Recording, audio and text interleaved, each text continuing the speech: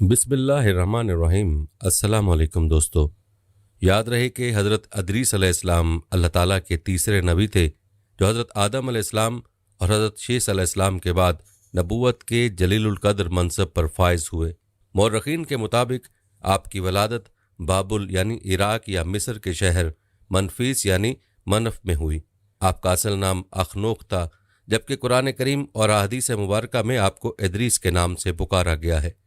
रिवायत के मुताबिक हज़रत अदरीस अलैहिस्सलाम ने दुनिया में लोगों को सबसे पहले लिखने पढ़ने और तालीम हासिल करने का दर्स दिया, बल्कि अपनी ज़िंदगी का बेशतर हिस्सा इसी दर्स व तबलीग में सर्फ किया। चुनाचे लोग आप अलैहिस्सलाम को इदरीस यानी दर्स देने वाला कहकर पुकारने लगे। दोस्तों, रिवायत के मुताबिक हज़रत अदरीस अलैहिस्सलाम का हज़रत शैस के 5वें पुश्त से ताल्लुक़ था और आप अलैहिस्सलाम का शजरा नसब यूँ बताया जाता है: इदरीस बिन यारिद बिन महलाइल बिन कैनन बिन अनोश बिन शैस बिन आदम अलैहिस्सलाम। याद रहे कि बहैसियत मुसलमान हर फ़र्द का फ़र्ज़ बनता है कि उसको अल्लाह के अम्बिया अलैहिस्सलाम और उनकी ज़िंदगियों का इल्म हो। क्यों? अल्लाह ताला के रसूलों पर यकीन रखना हमारे ईमान का हिस्सा है और इसी जज्बा के तहत आपके लिए क़ससुल अंबिया का सिलसिला शुरू किया गया।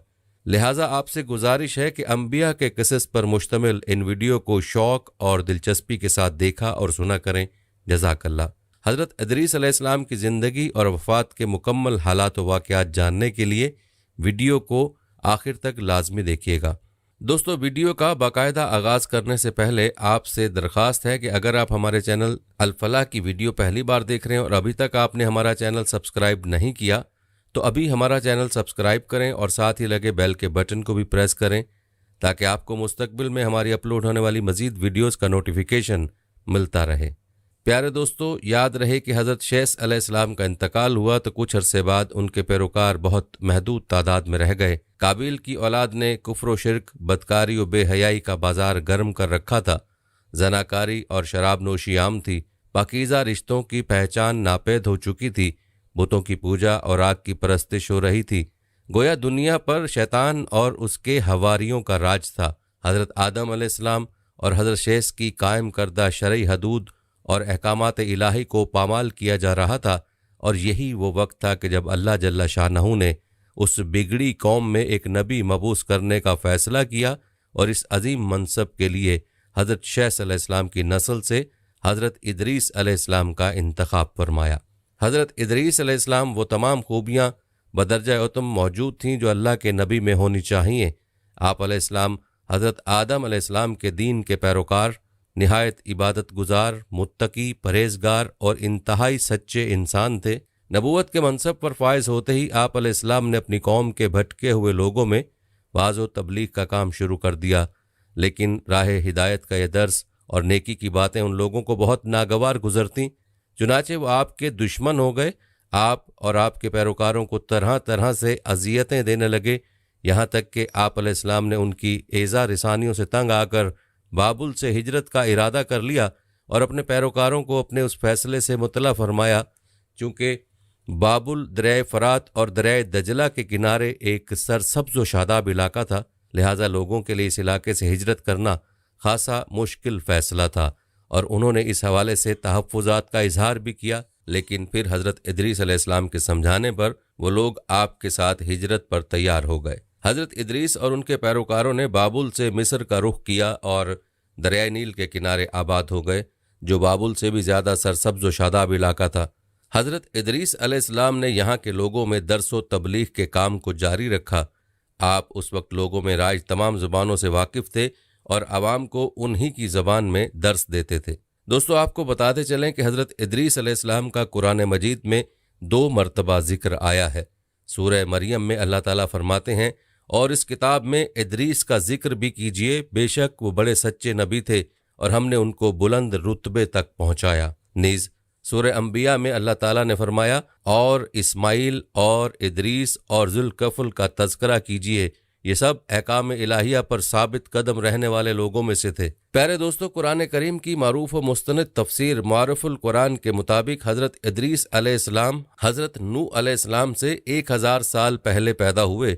अल्लाह ताला ने आपको नबूवत के मर्तबे पर सरफराज फरमाया और आप पर 30 सहीफ़े नाजिल फरमाए। हज़रत अदरीस अलैहिस्सलाम वो पहले इंसान हैं जिन्हें इल्म नजूम और हिसाब बतौर मौजज़ा अता किए गए। नीज़ सबसे पहले उन्होंने ही कलम से लिखना और कपड़ा सीना ईजाद किया। उनसे पहले लोग अमूमन जानवरों की खाल लिबास के तौर पर इस्तेमाल किया करते थे। फिर ये कि सबसे पहले नाप तोल के तरीके भी आप अलैहिस्सलाम ही ने मुतारिफ करवाए और असलहा भी आप अलैहिस्सलाम की ईजाद है। आपने असलहा तैयार करके बनु काबिल से जहाद किया। अल्लामा इब्ने इसहाक का कहना है कि दुनिया का सबसे पहला शख्स जिसने कलम से लिखा हज़रत इदरीस हैं। माविया बिन हुक्म सलमा रज़ी अल्लाह ताला अन्हु से मरवी है कि उन्होंने हुज़ूर सल्लल्लाहु अलैहि वसल्लम से रमल के बारे में सवाल किया।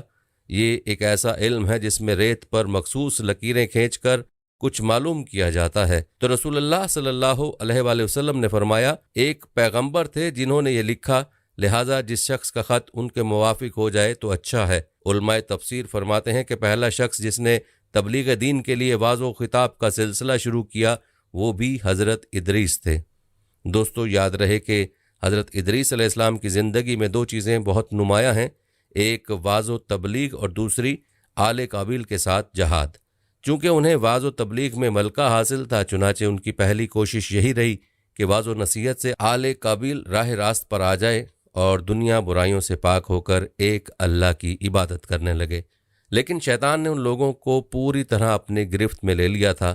जब आप अलैहिस्सलाम उनसे अल्लाह की वाहदानियत की बात करते, एक अल्लाह की इबादत की नसीहत करते, बुराइयों को छोड़ने की तलकीन करते, तो ये बातें उन लोगों को बड़ी नागवार गुजरती और आग बगोला होकर उन्हें अजियतें देते, तमस्सखुर उड़ाते, पत्थर मारते। दरअसल एक तवील अरसे तक शैतान के ज़ेर असर रहकर ये लोग शिर्क व कुफ्र और बुराइयों की दलदल में गर्दन तक धंस चुके थे।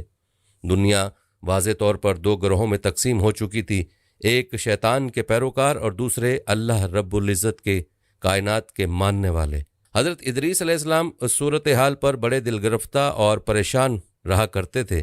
आपने लाख कोशिश की कि किसी तरह तबलीग के ज़रिए उन लोगों को राह रास्त पर लाया जा सके, लेकिन जब कोई सूरत नज़र ना आई तो उन्होंने अल्लाह ताला के हुक्म से उन लोगों के खिलाफ जहाद का फैसला किया। उन्होंने अल्लाह और उसके पैगंबर पर ईमान रखने वाले नौजवानों की एक जमात के साथ आले काबिल के साथ जहाद किया, जिसमें अल्लाह ताला ने उन्हें कामयाबी अता फरमाई और बहुत से लोग दीन हक की जानिब रागिब हो गए। हिलाल बिन सय्यार कहते हैं कि हज़रत इब्ने अब्बास रज़ी अल्लाह ताला अन्हु ने हज़रत काब रज़ी अल्लाह ताला अन्हु से पूछा कि कुरान पाक की इस आयत वरफ़अनहु मकानन अलिया, जिसका तर्जुमा है और हमने उनको ऊंची जगह उठा लिया, का क्या मतलब है?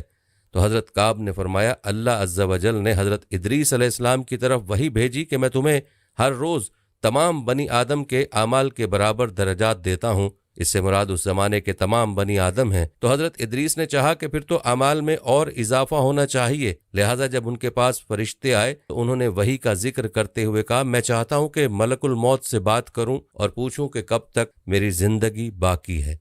फरिश्ते ने हज़रत इदरीस अलैहिस्सलाम को अपने पैरों पर उठाया और उन्हें लेकर आसमान की तरफ बुलंद हो गया। जब वो चौथे आसमान पर पहुंचे तो उनकी मलकुल मौत से मुलाकात हो गई जो नीचे उतर रहे थे। हज़रत इदरीस के दोस्त फरिश्ते ने मलकुल मौत से हज़रत इदरीस अलैहिस्सलाम के बारे में जिक्र किया तो इज़राइल ने पूछा, हज़रत इदरीस कहाँ हैं? फरिश्ते ने जवाब दिया कि वो मेरी पुश्त पर हैं। इस पर मलकुल मौत ने हैरत का इजहार करते हुए कहा कि वाह, ताज्जुब है, मुझे परवरदिगार की तरफ से कहकर भेजा गया है कि हज़रत इदरीस अलैहिस्सलाम की रूह चौथे आसमान पर कब्ज़ कर लो। तो मैंने सोचा कि वो तो ज़मीन पर हैं, उनकी रूह चौथे आसमान पर कैसे कब्ज़ करूं? अभी इसी सोचो बचार में था और ज़मीन पर उतर रहा था कि तुम उन्हें लेकर चौथे आसमान पर आ गए। फिर मलकुल मौत ने उनकी रूह कब्ज़ कर ली। इब्ने अबी हातिम ने भी इस आयत की तफसीर के ज़ैल में इस हदीस को जिक्र करते हुए ये इजाफा किया है कि हज़रत इदरीस ने फरिश्ते से कहा, मलकुल मौत से मेरे बारे में सवाल करो कि मेरी उम्र कितनी बाकी रह गई है। जबकि हज़रत इदरीस फरिश्ते के साथ ही थे। फरिश्ते के सवाल पर मलकुल मौत ने कहा, जब तक मैं उन्हें देख न लूँ उस वक्त तक कुछ नहीं बता सकता। फिर मलकुल मौत ने हज़रत इदरीस को देख लिया तो फरिश्ते से कहा कि आप मुझसे ऐसे शख्स के बारे में सवाल करें जिसकी ज़िंदगी पलक झपकने से ज़्यादा नहीं रही। फिर फरिश्ते ने पर के नीचे हज़रत इदरीस अलैहिस्सलाम को देखा तो उनकी वफ़ात हो चुकी थी। दोस्तों, जैसा कि पहले भी आपको बताया गया कि हज़रत इदरीस अलैहिस्सलाम की मौत को लेकर काफ़ी इख्तलाफात पाए जाते हैं। एक रिवायत तो यही है जिसका अभी जिक्र हुआ कि आप अलैहिस्सलाम को चौथे आसमान पर वफ़ात हुई। बाज़ का कहना है कि आप जन्नत में ज़िंदा मौजूद हैं और सूरज के फरिश्ते के साथ आपकी दोस्ती और तुलुए आफ्ताब के मकाम पर आपकी वफ़ात की रिवायात भी मिलती हैं। आइए आपको इस बारे में अहादीस नबविया की रोशनी में तफसील से बताते हैं। वीडियो को आपने स्किप नहीं करना। सबसे पहले तज़किरा करते हैं कि मेराज पर नबी अकरम सल्लल्लाहु अलैहि वसल्लम ने इदरीस अलैहिस्सलाम को किस आसमान पर देखा था। तो इस हवाले से इमाम बुखारी ने अपनी सही बुखारी में वाक़े मेराज के ज़िक्र में हज़रत अबू ज़र रज़ी अल्लाह ताला अन्हु से रिवायत किया है कि नबी अकरम सल्लल्लाहु अलैहि वसल्लम की किसी आसमान पर हज़रत इदरीस अलैहिस्सलाम से मुलाकात हुई, लेकिन ये मुलाकात कौन से आसमान पर हुई इसका जिक्र नहीं किया गया। अलबत्ता इमाम तिरमिज़ी अपनी जामे तिरमिज़ी में हज़रत अनस बिन मालिक रज़ी अल्लाह ताला अन्हु से रिवायत करते हैं कि नबी अकरम सल्लल्लाहु अलैहि वसल्लम ने हज़रत इदरीस अलैहिस्सलाम को शब मेराज चौथे आसमान पर देखा था। इसके अलावा कुतुब तफासिर में आप अलैहिस्सलाम के छठे आसमान पर मौजूद होने का जिक्र भी किया गया है। प्यारे दोस्तों, सूरह मरियम की आयत नंबर 57 के मुताबिक हज़रत इदरीस अलैहिस्सलाम को अल्लाह ताला ने बुलंद मकाम पर उठा लिया था। ये बुलंद मकाम क्या है, इसकी मुख्तलिफ तफासिर मौजूद हैं। बाज़ मुफस्सिरीन ने इससे मुराद जन्नत लिया है, बाज़ के नज़दीक उससे मुराद दुनिया में बुलंद मर्तबा हासिल होना है, और बाज़ के नज़दीक इससे मुराद हज़रत इदरीस अलैहिस्सलाम को चौथे आसमान की तरफ उठाया जाना है। तो चलिए देखते हैं कि कुतुब तफासिर में इस बारे में किन किन रिवायात का जिक्र हुआ है। उनमें पहली रिवायत सूरज के फरिश्ते से दोस्ती वाली मुलाजा फरमाएं। एक रिवायत के मुताबिक यूं बयान हुआ है कि एक मरतबा हज़रत इदरीस अलैहिस्सलाम दिन भर सफ़र में रहे। धूप की तेज़ी और तपिश से आपने बहुत तकलीफ़ महसूस की। इस पर आपने अल्लाह ताला से ये दुआ मांगी, ए अल्लाह, सूरज की तपिश हल्की कर दे और उसको चलाने वाले फरिश्ते का बोझ भी कम कर दे। अल्लाह ताला ने आपकी ये दुआ कबूल फरमा ली। चुनाचे अगली सुबह आफ्ताबी फरिश्ते ने खिलाफ मामूल गर्मी की शिद्दत में वाज़ेह कमी महसूस की। उसने अल्लाह ताला से इस बारे में दरियाफ्त किया। अल्लाह ताला ने जवाब दिया, मेरे एक बंदे इदरीस ने सूरज की हिद्दत में कमी और तुम्हारा बोझ हल्का करने की दरख्वास्त की थी और मैंने उसकी दरख्वास्त मंजूर फरमा ली। ये सुनकर फरिश्ते के दिल में हज़रत इदरीस अलैहिस्सलाम से दोस्ती का शौक़ पैदा हुआ। चुनाचे उसने अल्लाह ताला से हज़रत इदरीस अलैहिस्सलाम से दोस्ती करने की इजाज़त मांगी। अल्लाह ताला ने उसे इजाज़त दे दी। इजाज़त मिलते ही आफ्ताबी फरिश्ता हज़रत इदरीस अलैहिस्सलाम के पास पहुँच गया। हज़रत इदरीस अलैहिस्सलाम को जब मालूम हुआ कि अल्लाह ताला का एक बहुत ही मुअज़्ज़ज़ फरिश्ता उनसे दोस्ती का ख्वाहिशमंद है, तो उन्होंने उससे कहा, तू मलकुल मौत से सिफारिश करके मेरी मौत के वक्त में ताख़ीर करा दे, ताकि मुझे अल्लाह ताला की इबादत का ज़्यादा से ज़्यादा वक्त मिल सके और मेरे नेक अमाल में बहुत ज़्यादा इजाफ़ा हो जाए। आफ्ताबी फरिश्ते ने जवाब दिया, ऐसा मुमकिन नहीं। अगरचे किसी की मौत का वक्त टाला नहीं जा सकता, मगर मैं मलकुल मौत से आपकी सिफारिश ज़रूर करूँगा। फिर वो फरिश्ता हज़रत इदरीस अलैहिस्सलाम को उठाकर आसमान पर ले गया। उसने आपको तलुए आफ्ताब के मकाम के करीब छोड़ा और ख़ुद अकेला ही मलकुल मौत के पास चला गया।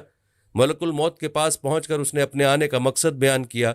उसकी बात सुनकर मलकुल मौत ने कहा, किसी की मौत में ताख़ीर करने का इख्तियार मेरे पास नहीं है। अलबत्ता तुम्हारी खातिर इतना कर सकता हूँ कि तुम्हारे दोस्त की मौत का वक्त बता दूँ ताकि वो अच्छी तरह से तैयारी कर ले। इतना कहकर मलकुल मौत ने अपने रजिस्टर में हज़रत इदरीस अलैहिस्सलाम का नाम देखा। फिर वह आफ्ताबी फरिश्ते की तरफ तासुफ भरे अंदाज में देखकर बोला, तुम्हारे दोस्त की ज़िंदगी कुछ देर पहले ख़त्म हो चुकी है, उसका नाम जिंदों की लिस्ट में नहीं है। मेरे रजिस्टर में यह दर्ज है कि तुम्हारा वह दोस्त तलुए आफ्ताब के मकाम के करीब फोत होगा। आफ्ताबी फरिश्ते ने जब मलकुल मौत की बात सुनी तो जल्दी से हज़रत इदरीस अलैहिस्सलाम के पास आया, मगर उसके वहाँ पहुँचने से पहले ही हज़रत इदरीस अलैहिस्सलाम फौत हो चुके थे। दोस्तों, इस रिवायत के मुताबिक हज़रत इदरीस अलैहिस्सलाम की वफ़ात तलुए आफ्ताब के मकाम पर हुई है। चलिए अब आप अलैहिस्सलाम की वफ़ात के हवाले से एक दूसरी रिवायत आपको बताते हैं। हज़रत इब्ने अब्बास रज़ी अल्लाह तआला अन्हु की रिवायत इस तरह से है कि हज़रत इदरीस अलैहिस्सलाम अल्लाह ताला की बहुत ज़्यादा इबादत करते थे। शाम के वक्त आपके नेक अमल ज़मीन पर बसने वाले तमाम इंसानों से ज़्यादा होते थे। जिस फरिश्ते के ज़रिए आपके नेक अमल बुलंद होते थे, उस फरिश्ते को आपकी ज़ियारत का शौक़ हुआ, लिहाजा उसने अल्लाह ताला से आपकी ज़ियारत करने की इजाज़त मांगी। अल्लाह ताला ने उसे इजाज़त दे दी। चुनाचे वो फरिश्ता ज़मीन पर हज़रत इदरीस अलैहिस्सलाम के पास आया। उसने आपको अपना तारुफ करवाया और इतनी ज़्यादा इबादत इलाही पर आपकी तारीफ़ की। इस पर हज़रत इदरीस अलैहिस्सलाम ने उनसे कहा कि अगर तू फरिश्ता है तो क्या तू मलकुल मौत से मेरी मौत में ताख़ीर की सिफारिश कर सकता है? मेरी ख्वाहिश है कि मुझे अपने रब की इबादत के लिए ज़्यादा से ज़्यादा वक्त मिल जाए। आपकी बात सुनकर उस फरिश्ते ने जवाब दिया, किसी की मौत में ताख़ीर करवाना किसी के बस की बात नहीं है, लेकिन मैं मलकुल मौत से इस बारे में ज़रूर बात करूँगा। चुनांचे उस फरिश्ते ने आपको अपने परों पर उठाया और आसमान की तरफ ले गया। जब उन दोनों की मलकुल मौत से मुलाकात हुई तो उस फरिश्ते ने मलकुल मौत से आपकी मौत में ताख़ीर की सिफारिश की। मलकुल मौत ने हज़रत इदरीस अलैहिस्सलाम का नाम पूछा, फिर अपना रजिस्टर देखकर बताया कि उनकी ज़िंदगी ख़त्म हो चुकी है और अब उनकी उम्र में कुछ भी बाकी नहीं है। फिर हज़रत इदरीस अलैहिस्सलाम वहीं आसमान पर ही वफ़ात पा गए। इस रिवायत के मुताबिक भी आप अलैहिस्सलाम की वफ़ात आसमान पर हुई है, लेकिन कौन से आसमान पर, इसका तज़करा नहीं है। दोस्तों, एक और रिवायत के मुताबिक यूं बयान हुआ है कि हज़रत इदरीस अल्लाह ताला के दीन की तबलीग के अलावा अपना वक्त ज़मीन की सियाहत में भी गुजारते थे। आप कपड़ों की सिलाई भी करते थे, मगर उसके बावजूद आप कभी भी इबादत इलाही से गाफिल न रहे। ज़मीन पर बसने वाले तमाम इंसानों के बराबर आपके नेक अमल बुलंद होता था। मलकुल मौत अल्लाह ताला की रज़ा के लिए आपसे मोहब्बत करते थे। एक मरतबा जब हज़रत इदरीस अलैहिस्सलाम सयाहत के लिए निकले तो मलकुल मौत अल्लाह ताला से इजाज़त लेकर आपके पास आया। उसने आपसे कहा, ए अल्लाह के नबी, आप मुझे अपनी सोहबत व मैयत की इजाज़त अता फ़रमाएँ। हज़रत इदरीस ने उस अजनबी की बात सुनकर कहा, तू मेरी संगत नहीं निभा सकेगा। मलकुल मौत ने कहा, मुझे उम्मीद है कि अल्लाह ताला मुझे उसकी ताकत अता फ़रमाएगा। बहरहाल हज़रत इदरीस अलैहिस्सलाम ने उसे अपने साथ रख लिया। फिर वो दोनों सफ़र पर रवाना हुए।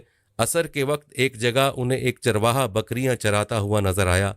बकरियां देखकर मलकुल मौत ने कहा, ए अल्लाह के नबी, हम नहीं जानते कि हमें कहाँ शाम हो जाएगी, इसलिए रोज़ा अफ्तार करने के लिए हमें बकरी का एक बच्चा पकड़ लेना चाहिए। हज़रत इदरीस अलैहिस्सलाम को उसकी बात पसंद ना आई। आपने कहा, दोबारा ऐसी बात न करना, तू मुझे नाजायज़ माल खाने की दावत दे रहा है। रिज़्क अल्लाह ने देना है, जब शाम होगी तो हमारा रिज़्क पहुँच जाएगा। चुनांचे शाम के वक्त अल्लाह ताला ने उनका रिज़्क भेज दिया। हज़रत इदरीस ने अपने साथी को खाने के लिए कहा, मगर उसने ये कहकर इनकार कर दिया कि उसे भूख नहीं है।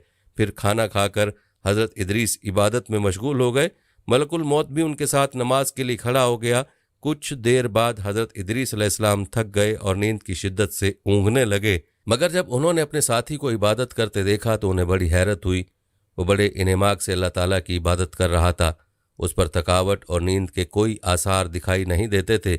हज़रत इदरीस अलैहिस्सलाम के लिए बड़ी ताज्जुब अंगेज़ बात थी, क्योंकि वो समझते थे कि कोई भी उनसे ज़्यादा इबादत की ताकत नहीं रखता, मगर यह आदमी साबित कर रहा था कि उसमें उनसे भी ज़्यादा इबादत की ताकत है। बहरहाल अगले दिन सुबह होते ही वो अपने सफ़र पर दोबारा रवाना हो गए।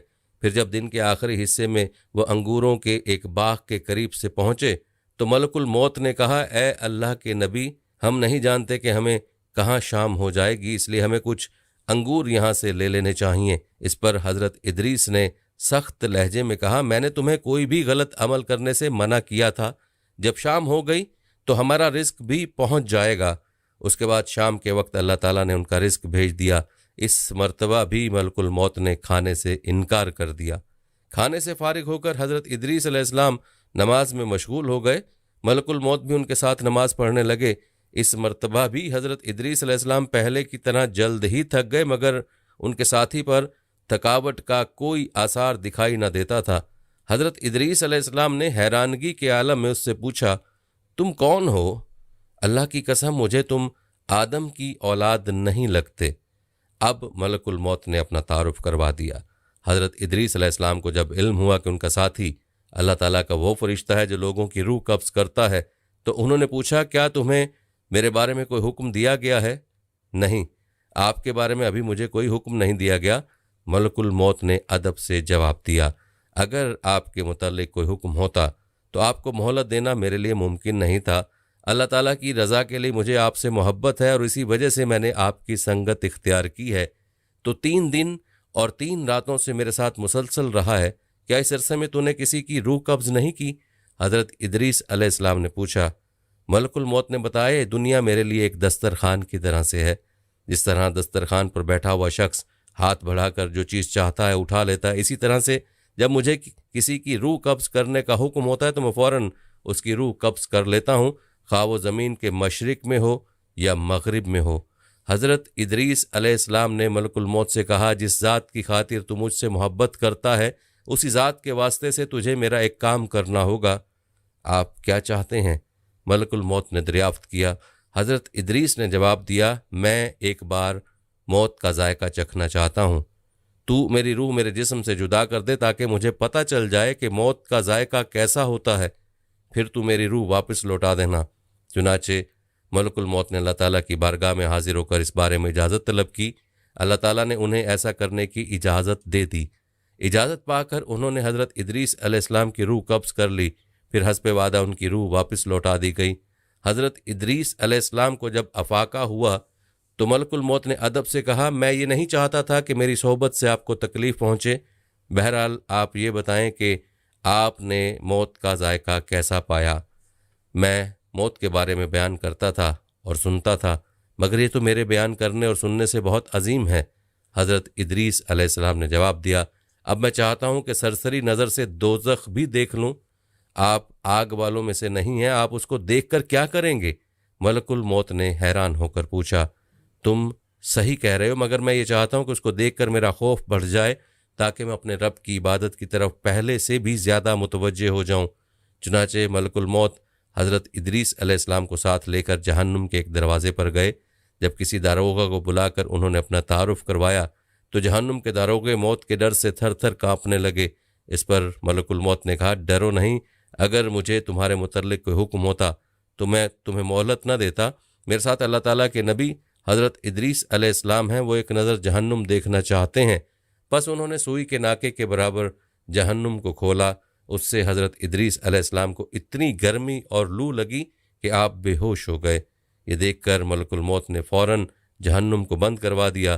फिर होश में आने के बाद हज़रत इदरीस अलैहिस्सलाम ने मलकुल मौत से कहा, मैं दोज़ख के बारे में बयान करता था और सुनता था, मगर ये तो मेरे बयान करने और सुनने से बहुत अजीम है। अब मेरी सिर्फ एक हाजत बाकी है, मैं चाहता हूँ कि तुम मुझे एक नज़र जन्नत भी दिखा दो ताकि उसे हासिल करने के लिए मेरे इश्तियाक और शौक़ में पहले से ज़्यादा इजाफ़ा हो जाए। चुनाचे मलकुल मौत हज़रत इदरीस अलैहिस्सलाम को साथ लेकर जन्नत के एक दरवाज़े पर पहुँचे। जब वहाँ पर मौजूद निगरानों को मलकुल मौत के बारे में इल्म हुआ तो उन पर भी मौत के खौफ से कपकपी तारी हो गई, मगर जब मलकुल मौत ने अपने आने का मकसद बयान किया तो पुरसकून हो गए। फिर जैसे ही उन्होंने जन्नत का दरवाज़ा खोला तो उसकी फरहत बख्श ठंडक और खुशबू हज़रत इदरीस अलैहिस्सलाम के दिल में समा गई। अब आपने मलकुल मौत से जन्नत में दाखिल होने, उसके फल खाने और उसका पानी पीने की आरजू की। मलकुल मौत ने आपकी ये ख्वाहिश भी पूरी कर दी। चुनाचे आप जन्नत में दाखिल हुए, वहाँ के फल खाए और पानी पिया। फिर जब मलकुल मौत ने आपसे बाहर तशरीफ़ लाने के लिए कहा तो आपने इनकार कर दिया। आप अलैहिस्सलाम जन्नत के एक दरख्त से चिमट गए और फरमाने लगे, मैं तो अब जन्नत से बाहर नहीं जाऊँगा। अगर तुम इस सिलसिले में मुझसे झगड़ा करना चाहते हो तो मैं झगड़ा भी करूँगा। अल्लाह ताला के हुक्म के मुताबिक मलकुल मौत ने आप अलैहिस्सलाम से पूछा, आपके पास झगड़े की क्या दलील है?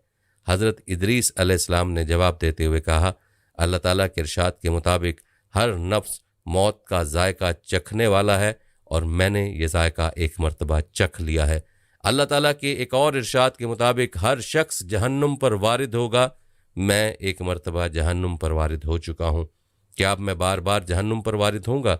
अल्लाह ताला ये भी फरमाता है कि जन्नती जन्नत से नहीं निकाले जाएंगे। क्या मैं इस जन्नत को छोड़ दूँ जो अल्लाह ताला ने मुझे अता कर दी है? इस पर अल्लाह ताला ने मलकुल मौत से बजरिया वही फरमाया, तेरा ये आका मेरा बंदा इदरीस है। मेरी इज़्ज़त और जलाल की कसम, मैं पहले से ही जानता था कि मौत उनको सिर्फ एक ही मर्तबा आएगी जो ये मर चुके हैं। जहन्नुम पर सिर्फ एक मर्तबा ही वारिद होंगे जो ये वारिद हो चुके हैं, और जिस घड़ी उन्होंने जन्नत में दाखिल होना था उसका भी मुझे इल्म था। अब ये यहाँ से निकलने वाले नहीं हैं, उन्हें जन्नत में ही रहने दो। प्यारे दोस्तों, ये थी रिवायात हज़रत इदरीस अलैहिस्सलाम के हवाले से जो हमने आपके गोश गुजार की हैं। अब आप अलैहिस्सलाम कहाँ और किस हाल में मौजूद हैं, जन्नत में या किसी आसमान पर, ये अल्लाह ही के इल्म में है। अलबत्ता आपको ये बताते चलें कि आप अलैहिस्सलाम ने 365 साल की उम्र पाई। हमारी आज की वीडियो को ज़्यादा से ज़्यादा शेयर करें ताकि हर मुसलमान तक ये ईमान अफरोज़ वाक़यात पहुँच पाएँ। दोस्तों हमारे यहाँ हर हफ्ते इज्तिमाई दुआ का इनेकाद होता है। इस दुआ में शामिल होने के लिए नीचे कमेंट बॉक्स में अपना नाम लिख दीजिएगा। प्यारे दोस्तों, हम ये उम्मीद करते हैं कि आपको हमारी आज की वीडियो ज़रूर पसंद आई होगी। अगर आपको हमारी आज की ये वीडियो पसंद आई है तो सबसे पहले तो उसको लाइक करें और अपनी राय का इजहार कमेंट सेक्शन में लाजमी करें। आखिर में आपसे एक बार फिर दरख्वास्त है कि आप हमारे चैनल अल फलाह को ज़रूर सब्सक्राइब कर लें और साथ ही लगे घंटी के बटन को भी क्लिक करें ताकि आपके पास हमारे आने वाली मज़ीद वीडियोस का नोटिफिकेशन बर वक्त मिलता रहे। अल्लाह ताला आपको अपनी हिफ्ज़-ओ-अमान में रखे। आमीन।